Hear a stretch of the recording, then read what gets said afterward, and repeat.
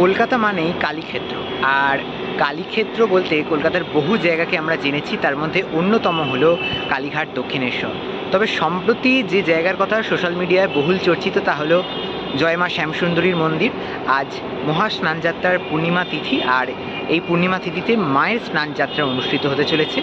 সেই মায়ের স্নানযাত্রা উৎসবের বেশ কিছু মুহূর্তবন্দি এই ভিডিওতে তোমাদের সাথে ভাগ করে নিতে চলেছি। সেই সকল দৃশ্য দেখতে থাকো এই ভিডিওর মাধ্যমে। আজ স্নানযাত্রার পূর্ণিমা, আর আজকে আমরা এসে একেবারে উপস্থিত হয়েছি মা শ্যামসুন্দরীর যে নবনির্মিত মন্দির তার একেবারে সামনে। আজকেই কিন্তু মায়ের এখানে যে স্নানযাত্রার অনুষ্ঠান রয়েছে, মাকে মহা স্নানযাত্রায় স্নান করানো হবে এবং তার দিব্য দর্শন, সেই দিব্য দর্শন তোমাদের সাথে ঘুরে দেখাবো। আর এই একদম মন্দিরের সামনেটায় চলে এসেছি এই মুহূর্তে। মন্দিরও কিন্তু সেজে উঠেছে আজকের এই বিশেষ অনুষ্ঠানকে কেন্দ্র করে।